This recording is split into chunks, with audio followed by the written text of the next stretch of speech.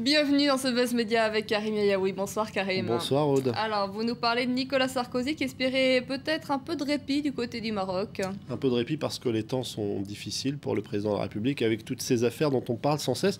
Il s'est rendu à Tanger pour le lancement des travaux du TGV marocain. Vous l'évoquiez avec Myriam Mascarello, qui devrait s'achever en 2015. Mais même ce voyage que Nicolas Sarkozy espérait tranquille s'accompagne d'une polémique. Pourtant, a priori, on se dit que ce TGV marocain, c'est plutôt une bonne nouvelle. On se félicite de ce débarquement de modernité technologique du côté du Maroc. On applaudit l'investissement qui créera de nombreux emplois. Enfin, il y a les bienfaits d'un TGV qui permettra de changer la géographie du pays. Mais il y a l'envers du décor, car le Maroc aurait accepté de signer pour ce TGV pour compenser le fait que les autorités marocaines ont choisi en 2007 des F-16 américains au détriment du Rafale français. Et la commande de ce TGV a tout d'un acte diplomatique. Ce qui veut dire que ce TGV ne fait pas l'unanimité au Maroc ? Pas vraiment. Je propose de jeter un coup d'œil à ce blog tenu par un blogueur plutôt influent qui s'appelle Larbi, qui signe ce titre. Monsieur Sarkozy, votre TGV est un racket économique. Ce projet, dit-il, d'abord chiffré à 2 milliards, comme le disait Myriam tout à l'heure, pourrait finalement être ramené à 3 milliards. Il parle même d'une aberration en ces temps de crise financière, économique et sociale. C'est même un crime économique. C'est vrai que le Maroc n'est pas à l'abri de la crise. Pourquoi le serait-il? Un autre blogueur dont je vais vous montrer le blog, lui, signe un article qui s'intitule « Un TGV ne fait pas le printemps », évidemment référence au printemps arabe. Sur Twitter, il y a énormément de réactions d'internautes qui se demandent à quoi ça va servir, alors qu'il y a sans doute des priorités au Maroc du côté d'Afrique. Il faut pouvoir payer le billet de train, surtout. Exactement, et beaucoup ne le pourront pas, même avec des subventions. Sur afrique.com, un économiste nous explique évidemment, il y a d'autres priorités. L'analphabétisme, 3/3 des Marocains seraient analphabètes, le pouvoir d'achat, et comme vous le disiez, comment s'offrir un billet de train dans des conditions sociales et économiques compliquées. Sur le net, on parle beaucoup aussi du prix Nobel de la paix qui doit être attribué d'ici peu et il pourrait être remis à des acteurs du printemps arabe, c'est ça? Exactement, peut-être un Nobel. Exactement, le Nouvel Observateur en parle, mais beaucoup d'autres sites en parlent. On se demande si ce n'est pas parmi les blogueurs les plus influents de ces derniers mois qu'on va trouver le prix Nobel de la paix.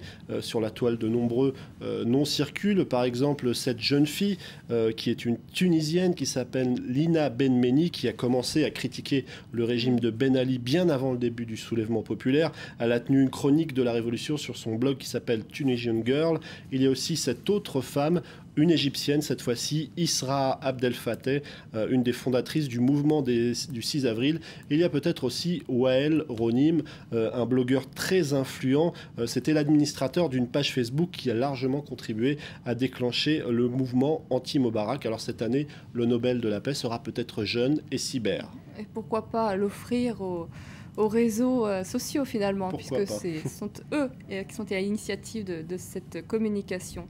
C'est la fin d'un best-seller de l'armement, expliquez-nous cela. Alors c'est le Daily Telegraph qui nous explique que la Kalachnikov, c'est fini, ce fusil mitrailleur russe. Le Kalachnikov en fait, parce que c'est un fusil, voilà. Mais il me semble, sera à vérifier. Peut-être, mais moi j'ai lu en tout cas le ou la Kalachnikov, en tout cas c'est fini, un fusil mitrailleur qui ne sera donc plus produit, plus acheté par l'armée russe. On découvre d'ailleurs sur ces images, c'était monsieur Mikhail Kalachnikov. Voilà, le qui en a toujours été extrêmement fier, puisque c'était évidemment pour la défense de son pays. Tout à fait. Donc on le voyait quelques instants avant sur les images en train de recevoir le titre de héros de la Russie qui lui a été remis par Medvedev. Alors il a conçu cette arme en 1947, elle est réputée solide, fiable dans toutes les conditions climatiques. C'est l'arme favorite des guérillas mais aussi de toutes sortes de criminels. Selon le Guinness des records, il y aurait 10 millions de Kalachnikov en circulation dans le monde. Alors comme je vous le disais, l'armée russe a décidé de ne plus la commander, et pour la petite histoire, on ne veut pas le dire au vieux Mikhail Kalachnikov parce qu'il est vieux justement et que ça pourrait lui être fatal, mais c'est beaucoup d'égards pour un homme qui a une responsabilité indirecte dans pas mal de morts. Exactement. Cette arme reste néanmoins très populaire, Karim. Exactement, c'est-à-dire sur le site de la radio internationale néerlandaise RNW, on nous raconte que la radio Al-Andalus, tenue par les milices islamistes des Chebab, organisait très récemment un concours de récitation du Coran. Il y avait des livres religieux à gagner pour les 3 meilleurs. Et devinez que remportait le tout meilleur d'entre eux, à votre avis? une Kalachnikov. Ou un Kalachnikov. Un Kalachnikov. On va vérifier ça tout de suite. Merci beaucoup Karim pour ce Buzz Média. Vous restez avec nous dans Paris Direct, un journal complet, c'est dans 3 minutes.